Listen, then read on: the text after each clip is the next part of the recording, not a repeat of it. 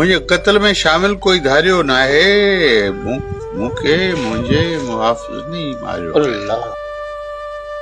हिन धरतीअ जे विखिरियल वाटनि पेचीदा पेचरनि ऐं अणांगी राहुनि मां थींदे जिते हर विख ते आज़माइश इम्तिहान ऐं मुश्किलातूं आहिनि, उतां हिकु अहिड़ो मुसाफ़िर गुज़रियो जंहिंजे फ़िक्र में बग़ावत, सोचनि ऐं ख़्यालनि में आज़ादी, कलम ऐं लफ़्ज़नि में इनक़िलाब जो जज़्बो समायल हो।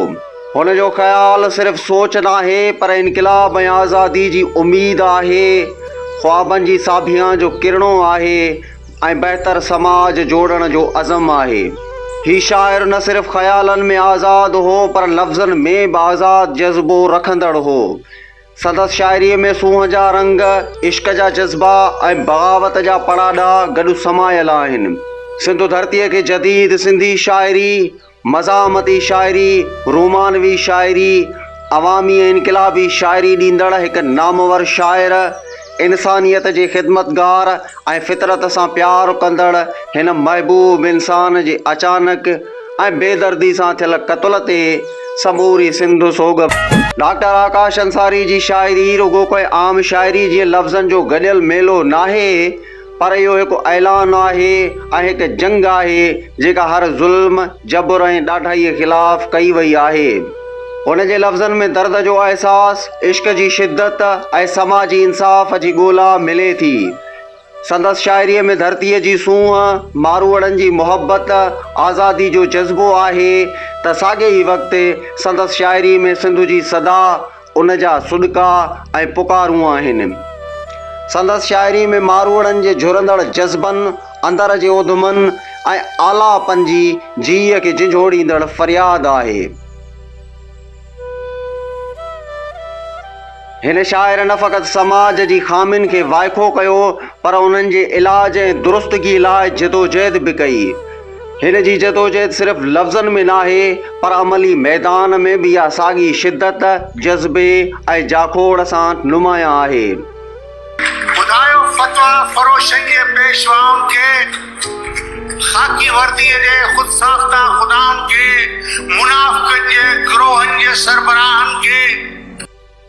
डॉक्टर आकाश अंसारी जो असुल नालो अल्लाह बख़्श हो। हुन 25 डिसंबर 1956 ईस्वी ते बदीन लॻ ॻोठ अब्बल जी वसीअ में जनमु वरितो। संदसि बालकपण सादगी, मासूमियत ऐं बेफ़िक्री में गुज़रियो जिते ज़मीन जी ख़ुशबू, ॻोठ जी सूंहं ऐं मिटी जी महक संदसि ख़्यालनि जी दुनिया खे रंगीन बणायो। हुन इब्तिदाई खां वेंदे इंटर ताईं जी तालीम बदीन जे स्कूलनि मां हासिलु कई जिते किताबनि सां दोस्ती ऐं सिखण जी जुस्तजू पैदा थी। इल्म जे इश्क ऐं ॼाण जे जुनून खेसि लियाकत मेडिकल कॉलेज जामशोरो ताईं पहुचायो जिते हुन महिनत, लगन ऐं जुस्तजू सां मेडिकल साइंस में MBBS जी डिग्री हासिलु कई। हुन जे तालीमी सफ़र में अज़म, हौसलो ऐं मुस्तक़िल मिज़ाजी हमेशह गॾु रही। डॉक्टर आकाश अंसारी जी अदबी सफ़र जी शुरूआति नौजवानी में थी जिते लफ़्ज़नि सां मुहबत ऐं शाइरी सां इश्क पैदा थियो। संदसि पहिरियों शाइरी जो मजमूओ कीअं रहां जलावतन हिकु अदबी इनक़िलाब ऐं जज़्बात जो तूफ़ान बणिजी साम्हूं आयो। ही किताब हर पढ़ंदड़ जी दिलि ऐं दिमाग़ ते छाप ऐं रूह ते असरु छॾे वियो। हिन किताब जी मक़बूलियत एतिरे क़दुरु वधी वई जो इहो 4 भेरा छपिजी चुको आहे। संदसि ॿियो किताब अधूरा अधूरा पिणु अहसासनि जो इज़हार ऐं सोचनि जी सुरहाण आहे। हिन किताब में रूमानवी ख़्यालनि जी लताफ़त, मज़ामती अंदाज़ जी शिद्दत ऐं इंसानी जज़्बनि जी तर्जुमानी मिले थी। डॉक्टर आकाश अंसारी जी शाइरी नौजवाननि जी दिलनि में उमीद, जोश ऐं इनक़िलाब जो जज़्बो पैदा करे थी। शाइरीअ सां गॾु डॉक्टर आकाश अंसारी सहाफ़त में बि पंहिंजो नालो रोशन कयो। हू रोज़ाना सवाल अख़बार जो चीफ एडिटर रहियो जिते हिन समाजी मसइलनि खे बेबाकी, जुर्रत ऐं ईमानदारीअ सां उजागर कयो। हुन जी सहाफ़त में हक़ जो आवाज़, सच जी ॻाल्हि ऐं इंसाफ़ जी ॻोल्हा नुमायां आहिनि। हुन अवामी तहरीक में पंहिंजी ज़िंदगी जा 15 साल वक़फ़ कया ऐं फ़िक्र पलीजो सां सलाहड़जी, नज़रियाती हम आहंगी, फ़िक्री वाबस्तगी ऐं इनक़िलाबी सोचनि जी संगत में पाण खे बहितर समाज जी जोड़जक वारी राह ते आंदो। हुन जी सोच में आज़ादी जो नारो ऐं इनक़लाब जी उम्मीद हमेशह निर्वार रही। MRD जी तहरीक दौरान जॾहिं ज़ुल्म, ॾाढ ऐं जबर जे ज़ंजीरनि अवाम खे जकड़े रखियो हो, तॾहिं डॉक्टर आकाश अंसारी ज़ुल्म जे ख़िलाफ़ आवाज़ उथारियो। संदसि कलम ख़ामोश न रहियो, पर इनक़लाबी गीतनि जी सूरत में बग़ावत जो आवाज़ बणिजी गूंजियो। जॾहिं ज़ुल्म जे ज़ंजीरनि खे टोड़ण लाइ हर आवाज़ खे दॿायो पिए वियो, तॾहिं डॉक्टर आकाश अंसारी खे बि जेल में क़ैद कयो वियो। हिन इनक़लाब जी उम्मीद सां जेल जे ज़ंजीरनि खे भोॻियो। क़ैद खाने जी तारीकी में बि हिन जी सोच में आज़ादी जो उभरंदड़ सिज, लफ़्ज़नि में बग़ावत जो जज़्बो ऐं ख़्यालनि में इनक़लाब जी उम्मीद रोशन रहिया। डॉक्टर आकाश अंसारी अदबी प्रोग्रामनि में शिरकत जो शौक़ीन रहियो, जिते हू सिंधी अदब, सक़ाफ़त ऐं ॿोली जे फ़रोग़ लाइ सरगर्म रहियो। आकाश अंसारी जी शाइरीअ में मिटी जी ख़ुशबू, धरतीअ जी सूंहं ऐं मारवड़नि जी मोहबत जा रंग नुमायां आहिनि।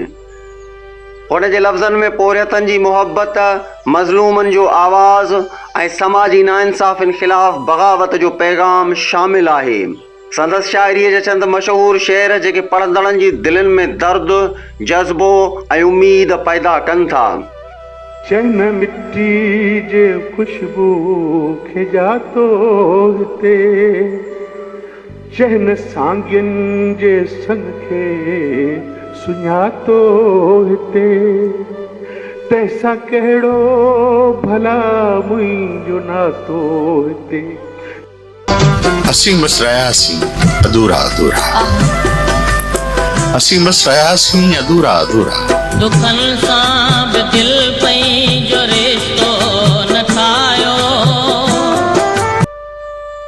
डॉक्टर आकाश अंसारी जी ज़िंदगी, शाइरी ऐं समाजी ख़िदमतूं सिंधी अदब, सक़ाफ़त ऐं समाज लाइ हिकु क़ीमती असासो, सरमायो ऐं ख़ज़ानो आहिनि। हुन जी शख़्सियत में शाइरी जो जज़्बो, इनक़लाबी हौसलो ऐं वतन परस्ती मिले थी।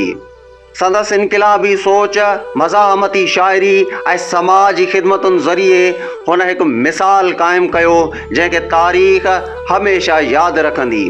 ऐं डॉक्टर आकाश अंसारी जो विछोड़ो सिर्फ़ु हिकु इनक़लाबी शाइर जो नुक़सानु नाहे, बल्कि इहो सिंध जी अवामी शाइरी, मुज़ाहमत ऐं इनक़लाबी अदब में हिकु अज़ीम ख़ाल जो पैदा थियणो आहे। हुन जो असरु सिर्फ़ु शाइरी जी सतह ताईं महदूद नाहे, बल्कि इहो अवामी आवाज़, सक़ाफ़ती शऊर ऐं समाजी बेदारी ते बि वॾो असरु छॾे थो। संदसि जो विछोड़ो माण्हुनि जे हौसले ऐं जज़्बनि, मज़लूम तबक़नि जे दर्दनि, नए नस्ल जी हिम्मत ऐं जुरत, तोड़े समाजी, सक़ाफ़ती ऐं इनक़लाबी जिदोजहद जो नुक़सानु आहे। असांजे प्यार जे बेगोरो कफ़न लाशनि जूं अखियूं सदियुनि खां पंहिंजे दीद लाइ खुलियल जे ॾिसी त पक ॼाणजां कि तोला मुआवा छा आहे।